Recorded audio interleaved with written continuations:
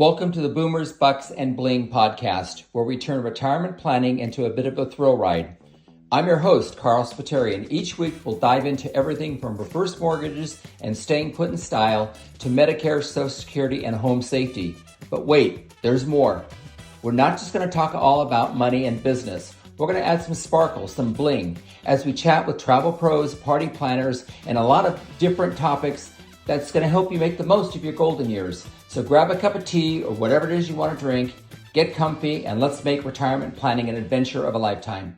Brandon, thank you very much. This is Carl Spiteri with Boomers, Bucks, and Bling, and I got Brandon Spann of Lars Design and Remodel here as our guest today, and he's going to be talking to us a little bit about aging in place or living in your home, right, as you get older. Brandon, thanks for joining us. Yeah, thank you for having me, Carl. Brandon, why don't we start by just telling us a little bit about who you are, what you do, what's Lars all about? Just let us know a little bit about who you are. Absolutely. Yeah, I'm Brandon Spann. I'm the owner and president of Lars Remodeling Design. We're a full service design build company, which basically means that we're responsible for not only building the project, but designing it and permitting it as well. We've been in business a little over 33 years. And I'd say our projects that we really focus on are medium to larger projects. So we don't really specialize in small little kitchen remodels or refacings. We're doing a lot of ADUs, aging in place, second story additions, those sort of things. And I think the thing that's probably the most unique about our business, I don't believe there's another company in California that's a design build, but we also distribute most major appliances and plumbing fixtures as well.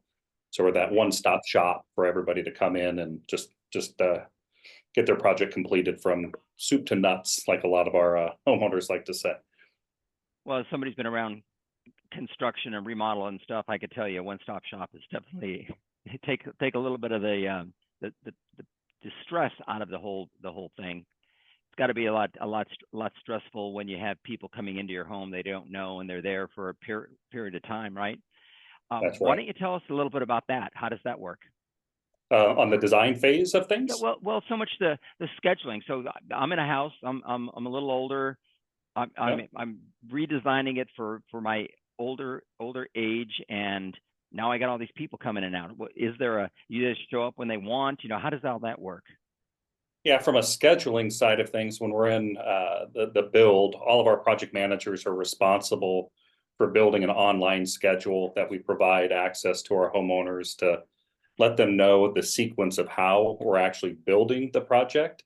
So from demolition all the way through the build, when we first meet a homeowner for the very first time and talking about what their needs are and really the direction that they want to take the project, that's when we come in with our team, which is a combination of our architect, interior design, and our project consultant to really extract what the needs are. And then we find ways to reach their goals from a layout perspective, but I think equally important from a financial perspective as well. You don't just have people just popping in whenever they want, saying, "Hey, I'm here to do your electricity or I'm here to tear your kitchen apart." It's scheduled. I will know what to expect, right? It is, yeah. It's a good point because I apologize. I was a few minutes late on this call. I was talking to a homeowner that they're firing their contractor right now. They want to hire us for that specific reason because people are showing up when they're not supposed to show up. People are not showing up when they're supposed to show up. There's just there's no communication. So from ours, we have this online scheduling, but then to take it a couple steps further, we have project managers that will run, usually it's between 4 and 5 projects, depending on the size of the job.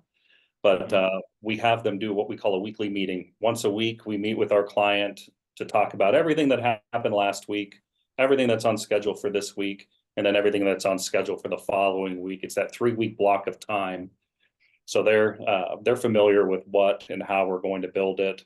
And then any of our trade partners, we don't subcontract like a lot of homeowners or a lot of contractors do. We don't want our clients talking to our trade partners because they don't know the full story about everything. So everything gets facilitated and filtered through our project managers, and just want to ensure that things are getting built on time or ahead of schedule, and the communication lines are completely open. That's great. I'm sure that's very important.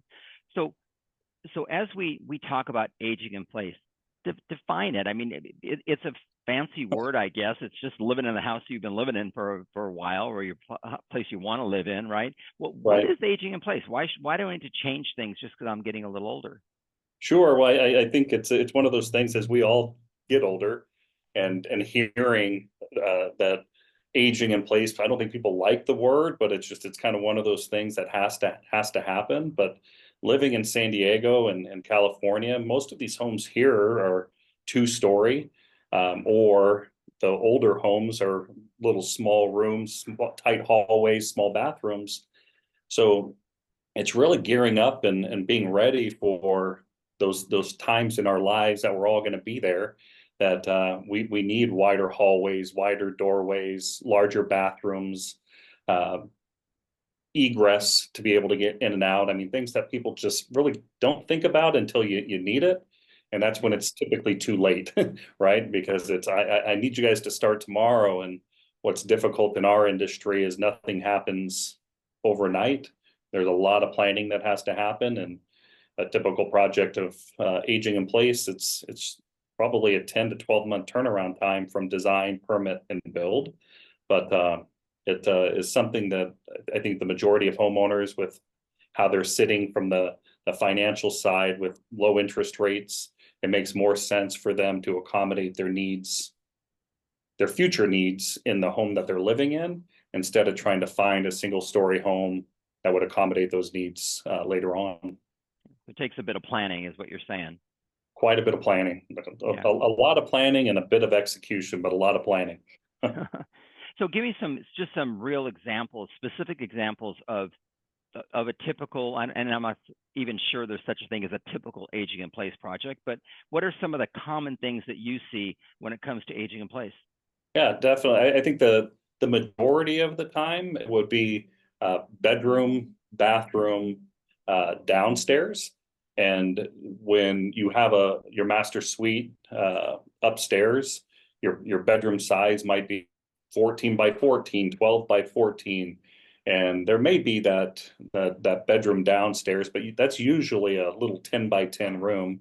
So what we're seeing is accommodating, having a larger bedroom, a larger bathroom, and then those hallways.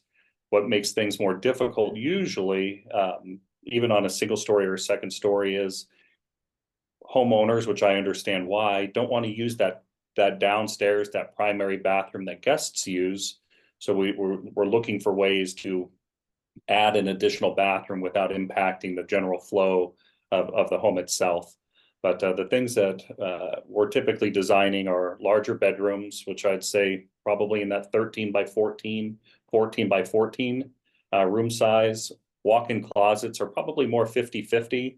More homeowners, I think, are going towards wall closets, because you got to think of yourself as being in a walker, wheelchair, or any sort of accommodations that way.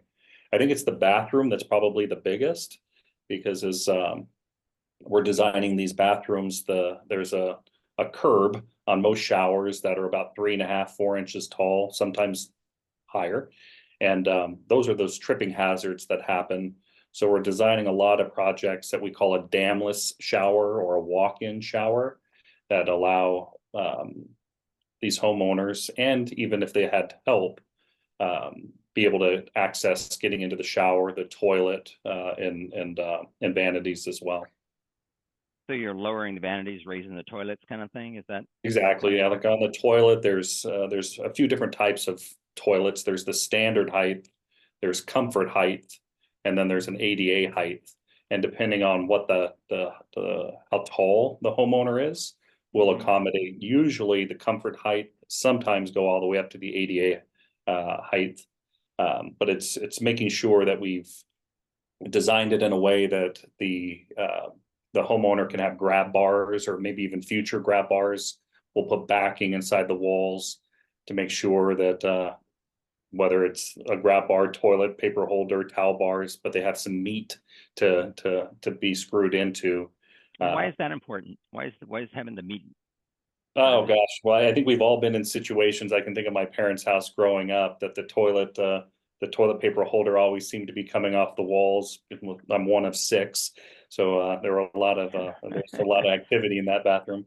But it's those hollow wall anchors. They don't work extremely well, especially if you're just even talking about something as simple as toilet paper or even a towel. But you can imagine trying to pull a human being up.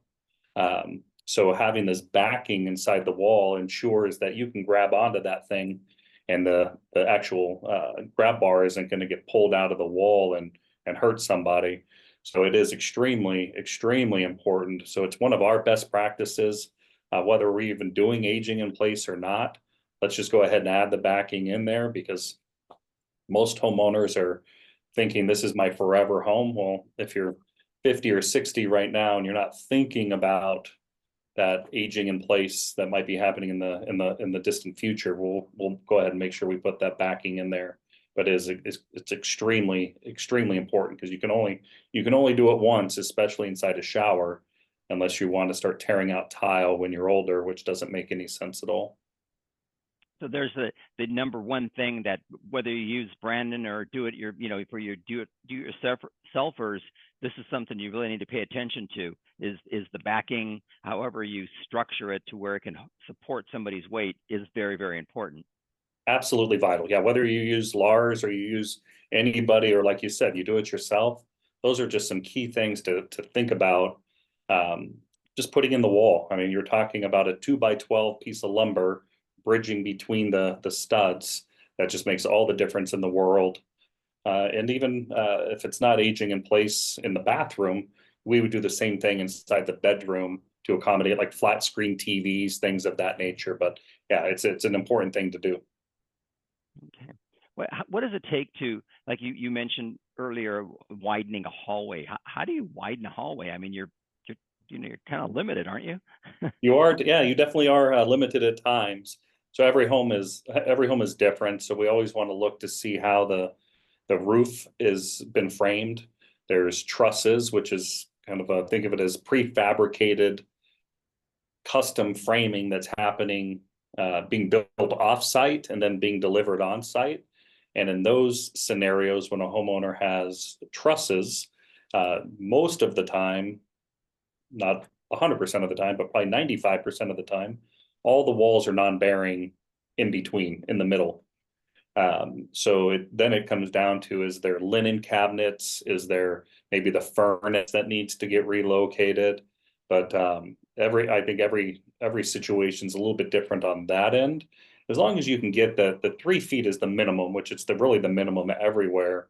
We try to push the 42 inches, the 48 inches. But I think if you have the ability of widening the hallway, then we absolutely do that. If you can't, then we look at ways to increase the door sizes, because most doors going into bedrooms and most bathrooms are 30 inches. But it's not a true 30-inch, because as you open up the door, you've got the width of the door, which could be 1.75 inches. Now you're losing 1.75 inches plus the gap. So you might be losing 2 inches on a 30-inch door. So we try to bridge that and go all the way up to a 36-inch door size, which is basically the same size as the majority of people's front door. So the theory is, if you can get in the front door, you should be able to get into your bedroom and your bathroom as well. So we try to put the bathrooms as well at 36 inches. Okay. So something I read an article on that I guess elevators are like the big thing right now. I don't know. There was some stat. I remember what they were, but there's a lot of elevators going in. Yeah. Explain how do you put an elevator in a standard track home or a older home that was built 30, 40 years ago that happened to be 2-story. I mean, where do you get the room for the elevator? How do you make that work? Oh, and I wish that the homeowner I met on Friday actually listened to this, because there's different ways of always achieving a goal, right? So and adding an elevator is sometimes the most cost-effective way to achieve something, because you could do an elevator, let's say, for $75,000 to $150,000, let's say, which could be most of the time less expensive than adding a master retreat downstairs, adding that primary suite. So the homeowner I met on Friday, they lived in Del Cerro, and most of us are familiar with Del Cerro. It's a very hill part of our community, right across the freeway from San Diego State. It was 28 stairs from the first floor, from the driveway, excuse me, to their front door. And Wow. this gentleman was doing this for his grandparents, so he was the grandson. The woman was 93 years old, the mom, and or the grandmother in his case, and the dad was 91. Well, they had hired an architect to design this elevator, which was kind of detached from the house in a sense. It would have come out on the deck. So they would go up the elevator, come off the deck, and then they would have to get rolled inside. Well, in theory, that worked, an expensive way of doing it, but there's a threshold that you have to have a space between your door and the concrete, or in this case, it was the door and the deck. So there was this curb that they were going to have to constantly maneuver, and it was going to probably cost them $250,000 to achieve it Wow. that way. But if we went internal, which would have made more sense, and in their situation, they had a 3-car garage, so we would have carved out basically a 60 by 60 inch, so 5 foot by 5 foot area to accommodate that elevator. And depending on the type of elevator that you use, there's some elevators that you actually have to build a pit on, and then they actually have the motors up on the roof. So it takes up quite a bit of space, where there's other elevators that are by air, like compression. I always think of it as when I was a kid, my parents, to do the deposit, they put that thing in the bank and shoo, it would go up. Kind of the same idea with elevator, these pneumatic elevators, it's all by pressure. And the value there is you don't need a pit, and that the motor doesn't go on the roof. So that's definitely an option. Or the other is the chair lift that goes on your staircase. That's another option as well. Some homeowners like it, some don't. My wife's parents have that, and it's difficult if you're not utilizing it, if you're able to go up the stairs, because it really narrows in on the stairs, and it's just super slow as well. So it just takes a little bit of time to get up there. But if definitely a way for aging in place though, that can accommodate the need. Yeah, safety is the key issue, right? Absolutely. 100%. So we've talked about bathrooms, we talked about doors and the hallways and elevators. What do you do in a kitchen? Is the kitchen just fine the way it is, or is there changes you're going to make to your kitchen as well? Yeah, it's a great question. Is when you're looking at the aging in place of height of the countertop, the types of appliances to use. Do you get away from that typical slide-in range and go to a cooktop and separate wall ovens, so you're not having to bend down? When we're looking at cabinet-free, a lot of homeowners like pullouts inside their cabinets, where we really try to push going to a drawer instead of a pullout, because with a pullout you have to open up the doors, and then you take the pullout and bring whatever the drawer's use is to you. Mm-hmm. But you have to think, when you're in a walker, in a wheelchair, a cane, you're pulling your body back, you're pulling your body forward, where you would just want to use that drawer, just bring it to you, get whatever you're trying to get to. I never would have thought of that. Yeah. Yeah, same thing with pantry. I would say is the only time we're really leaning towards the pullouts. But even occasionally in those scenarios, we're using the deeper drawers. And then I would say the other that we're really starting to see a lot of is, and this is more from the kids, because a lot of the kids get involved with the parents as they're trying to age in place and talk about it, is getting away from.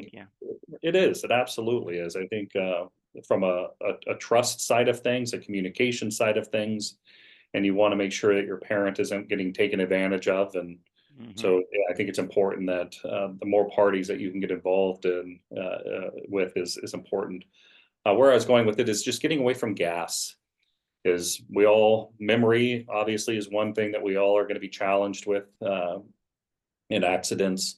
So we see a lot of homeowners getting to more the electric and specifically the induction, because if on an induction cooktop or range, if you leave that thing on, really nothing's going to happen if you place papers or whatever it is on it, because it actually only conducts when you have your pots and pans on there. So it's one of those things that I think is extremely important to think about, so that way you don't accidentally leave the gas on just a little bit and you don't notice it, and that's when you're starting to get into those issues as well.